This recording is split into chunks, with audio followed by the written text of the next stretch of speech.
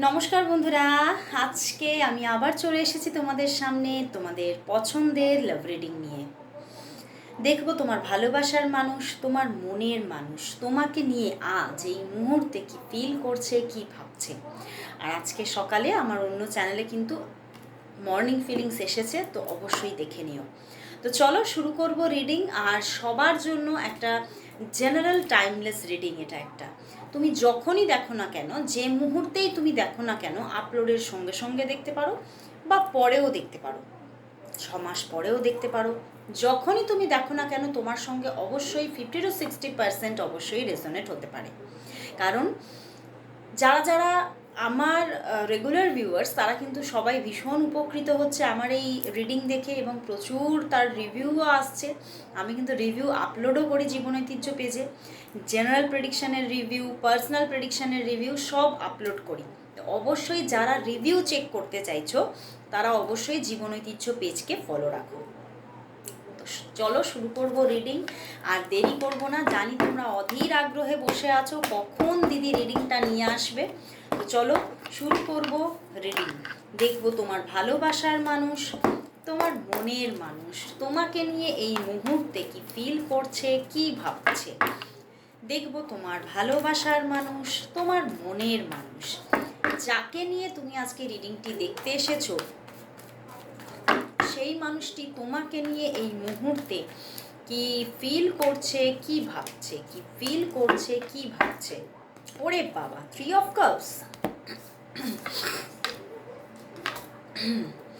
ভীষণ ভালোবাসা, ভীষণ একটা ইমোশনাল অ্যাটাচমেন্ট ফিল করছে, বাট তোমরা কোনো মানে নো কন্ট্যাক্ট সিচুয়েশনে আছো। দেখো নো কন্ট্যাক্ট সিচুয়েশন চলছে, বাট মনের মধ্যে দেখো প্রচণ্ড একটা ভালোবাসার মানে নিবিড় ভালোবাসার তরঙ্গ।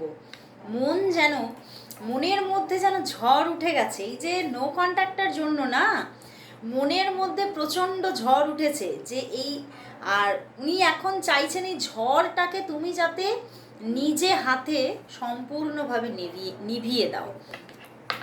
তোমার জন্য প্রচণ্ড ভালোবাসা, এবং উনি কিন্তু চাইছে এই সম্পর্কটাকে একটা রাইট ডিরেকশনে নিয়ে আসতে।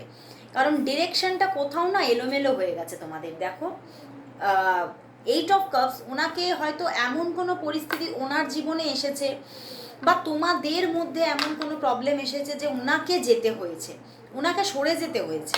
বাট উনি এই এই যে দূরত্ব, এটা উনি আর চাইছেন না। মানে মন যেন তোমার জন্য আজকে এই মুহূর্তে এই নো কন্ট্যাক্ট সিচুয়েশনের জন্য যেন একটা মানে আকুলি বিকুলি, ভীষণ একটা মানে কষ্ট পাওয়ার একটা জায়গা দেখতে পাচ্ছি, কিন্তু না কাউকে বলতে পারছে না। সেই বলে না বুক ফাটে তো মুখ ফোটে না, মানে সেই রকমের একটা ব্যাপার। বাট উনি চাইছে এই সম্পর্কটা যেটা ছন্ন ছাড়া হয়ে গেছে সেটা একটা রাইট ডিরেকশনে নিয়ে আসতে চাইছে। কারণ ওনার মনে হচ্ছে এই সম্পর্কটা তো এরকম ছিল না কোনো দিনই, আমাদের মধ্যে এই রকম কোনো ব্যাপার তো ছিল না। উনি এটাই ওনার মনের মধ্যে চলছে যে আমাদের সম্পর্কটা তো আমার মনে হয় খুব স্টেবল ছিল। তো সেই জন্যই উনি সেই যে স্টেবিলিটি, সেই যে গিভ অ্যান্ড টেকগুলো, সেগুলো আবার সঠিকভাবে সঠিক করতে চাইছেন নিজে থেকে। উনি আবার একবার চেষ্টা করতে চাইছেন, ওনার দিক থেকে উনি আবার কিছু অ্যাকশান নিতে চাইছেন। মানে উনি যেন এবারে সেই প্রবলেমগুলোকে মানে তুড়ি মেরে উড়িয়ে দিয়ে তোমার কাছে ফিরে আসতে চাইছে। দেখো ফিরে আসতে চাইছেন উনি, সম্পর্কটাকে রিইউনিয়ন পজিশনে আনতে চাইছেন, চেষ্টা কিন্তু প্রচুর করছেন উনি। মানে ওনার দিক থেকে চেষ্টার কিন্তু কোনো ত্রুটি নেই। উনি চাইছেন, উনি কিন্তু বাই হার্ট চাইছেন সম্পর্কটা যাতে একটা ভালো জায়গায় আসে। তো চলো জেন থেকে একটু ফিলিংসটা দেখব। জেন থেকে দেখে নেব ফিলিংস। তো দেখো জেন থেকে তোমার পার্টনারের তোমার জন্য আজ ফিলিংস কি আছে।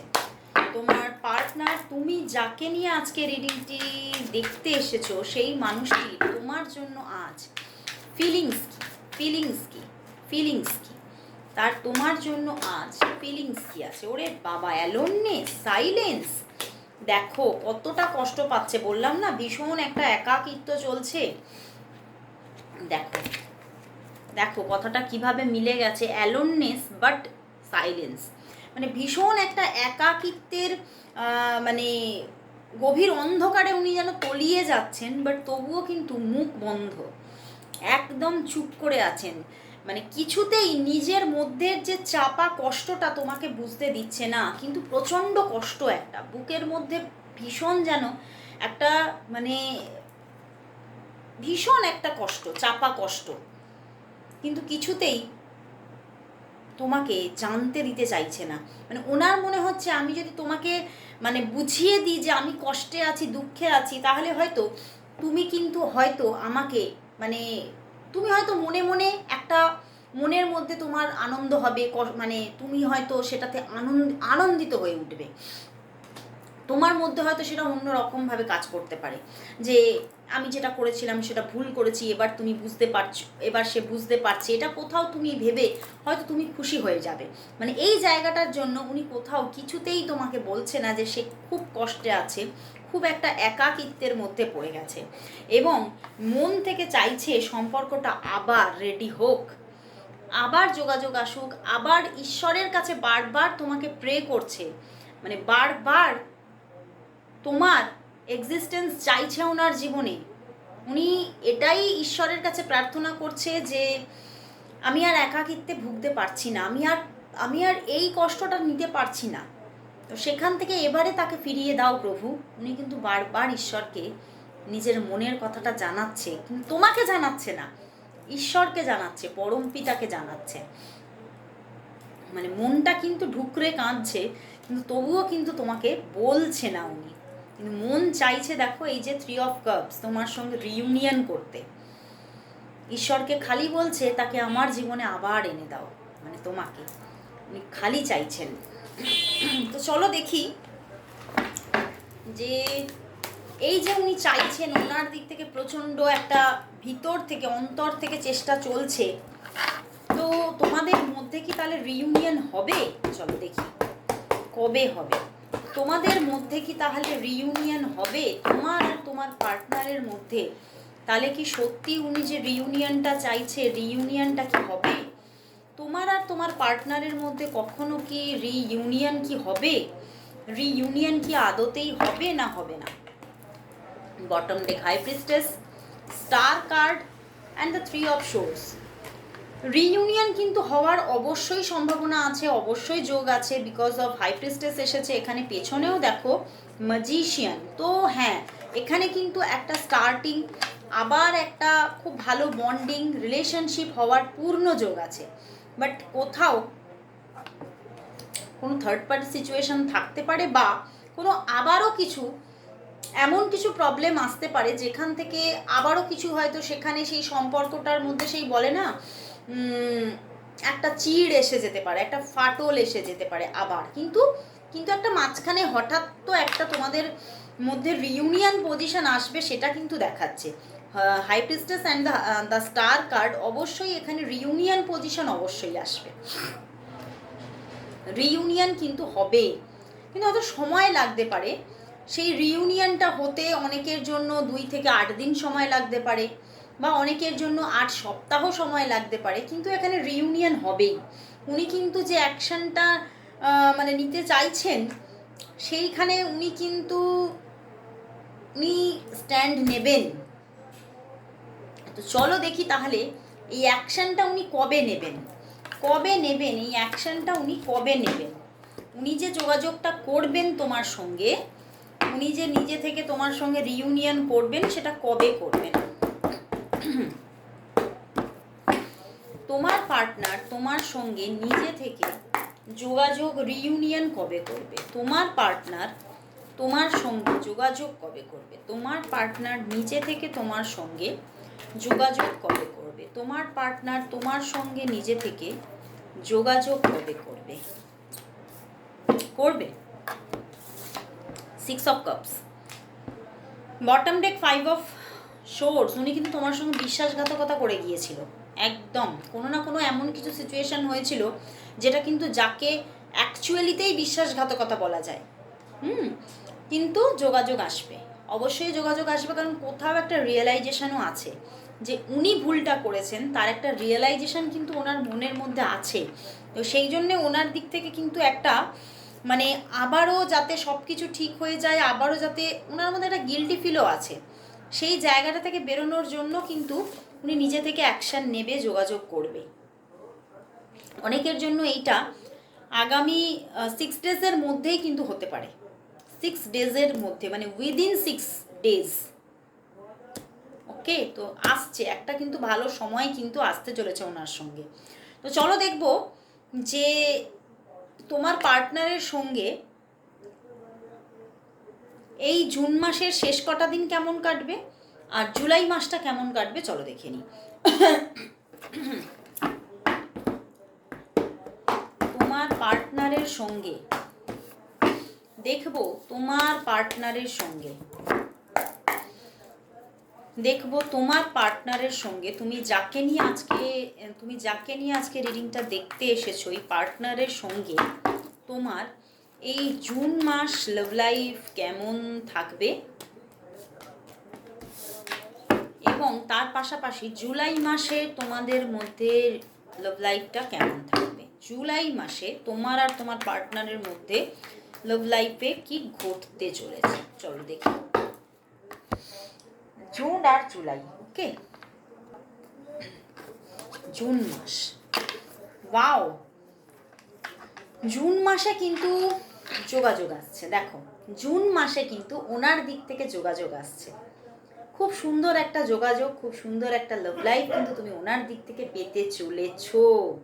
বাট হতে পারে সেখানে কিছু ডিস্যাটিসফ্যাকশন থাকতে পারে, হয়তো কথা হচ্ছে কিন্তু মনের মতো করে না, কথা হলো কিন্তু যেন কথাটা মানে কথা হয়ে যেন হইল না, সেই একটা কথা আছে না, শেষ হয়ে হইল না শেষ, সেই রকম একটা ব্যাপার। মানে কথা তো হলো কিন্তু যেন মনের মতো ঠিক মনটা ভরলো না, এই রকম একটা ব্যাপার কিন্তু হতে পারে। তো কোথাও হ্যাঁ, অবশ্যই জুন মাসের এই যে কটা দিন বাকি আছে তার মধ্যে ভালো একটা লাভ রিলেশনশিপ আসতে চলেছে ওনার সঙ্গে, ভালো একটা হঠাৎ করে একটা এনজয়মেন্ট। দেখো, হঠাৎ যে আমি রিউনিয়নটা বলছি, এই শেষ কটা দিনের মধ্যে কিন্তু ঘটে যেতে পারে হঠাৎ একটা আনন্দের জায়গা, হঠাৎ করে ওনার দিক থেকে যোগাযোগ, চ্যারিয়েট, হঠাৎ একটা ভালো রিলেশনশিপ তুমি এনার সঙ্গে পেয়ে যেতে পারো এই জুন মাসের শেষের দিকে। কিন্তু কোথাও সেই যে একটা বললাম যে মন যেন ভরলো না, আরও চাই, এই ব্যাপারটা কিন্তু থেকে যেতে পারে তোমার মধ্যে। তো চলো দেখি এবারে তাহলে জুলাই মাসে কি মনটা ভরছে, চলো দেখি। আচ্ছা, জুলাই মাসে কিন্তু দেখো, জুলাই মাসেও কিন্তু যোগাযোগ থাকছে। জুলাই মাসে এই যে জুন মাসে দেখলাম খুব সুন্দর একটা যোগাযোগ, তারপরে হয়তো ছোট্ট কোনো একটা অফ সিচুয়েশন থাকতে পারে, কিন্তু আবার যোগাযোগ আসছে, আবার যোগাযোগ আসছে জুলাই মাসে। আবার কিন্তু টুকিটাকি কথাবার্তায় কিন্তু একাধিক কথাবার্তা, একাধিক যোগাযোগ আসতে থাকবে ওনার দিক থেকে। বাট হতে পারে তুমি এখানে কোনো থার্ড পার্টি সিচুয়েশন ফিল করতে পারো প্রচণ্ড এই জুলাই মাসে।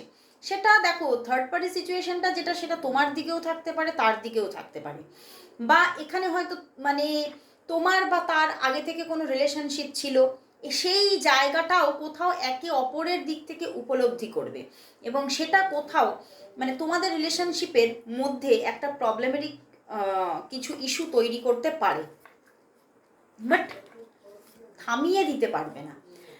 এই যে একটা সম্পর্কের যে নতুন একটা আবার একটা নতুন জায়গা সৃষ্টি হচ্ছে, সেটাকে কিন্তু থামিয়ে দিতে পারছে না জুলাই মান্থে। তো সম্পর্কটা আবার গ্রো হচ্ছে, আবার কিন্তু জুন থেকে জুলাইয়ের দিকে দেখছি একটা স্টেবিলিটি নিয়ে গ্রো করতে থাকবে। তো সত্যি আমি জুনের এনার্জিটা কিন্তু খুব ভালো লাগছে, কারণ দেখো চ্যারিয়েট আছে, এক প্রথম হচ্ছে মেজর আরকানা, অ্যান্ড সঙ্গে 4 অফ ওয়ান্ডস, ভীষণ পজিটিভ কার্ড।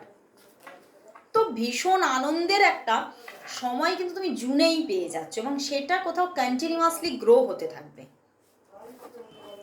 তো চলো তাহলে দেখি তোমাদের রিলেশনশিপটা কি, তাহলে এই যে তোমরা খুব সুন্দর একটা রিলেশনশিপ শুরু হচ্ছে, তাহলে এবারে কি তাহলে তোমাদের মধ্যে একটা স্টেবিলিটি এসে গেল, মানে এটা আর কোনো ভাঙন বা নো কন্ট্যাক্ট আর হচ্ছে না। তো চলো দেখি তোমাদের যে সম্পর্কের একটা যে খুব সুন্দর একটা প্রেমের জায়গা তৈরি হচ্ছে এই জুন জুলাইয়ের মধ্যে, সেটা স্টেবলভাবেই গ্রো করবে তো, আর নো কন্ট্যাক্ট হচ্ছে না তো, তোমাদের সম্পর্কটা তাহলে এবারে স্টেবিলিটি নিয়ে গ্রো হতে থাকবে তো।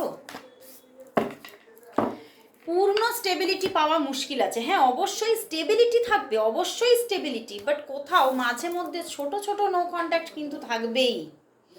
কারণ ওই যে বললাম, কোনো থার্ড পার্টি সিচুয়েশন আছে, ছোট ছোট নো কন্ট্যাক্ট কিন্তু হয়ে যেতে পারে। কারণ সম্পর্কটা যে একটা রেগুলারিটি মেনটেন করে দুদিক থেকেই তোমরা কন্টিনিউ করতে পারবে তাতে মুশকিল হবে। কখনো কাজের প্রেশার, কখনো থার্ড পার্টি ইস্যু, সব মিলিয়ে মিশিয়ে কখনো কখনো তোমরা দুজনেই কিন্তু সময় কম দিতে পারো। তো সেখান থেকে সম্পর্কটার মধ্যে কিছু বার্ডেন কিন্তু ক্রিয়েট হতে পারে। ওকে, তো সম্পর্কের মধ্যে বার্ডেন কিন্তু একটা থাকছে, স্টেবিলিটিও থাকছে, আবার বার্ডেনও থাকছে। তো মিলানো মিশানো।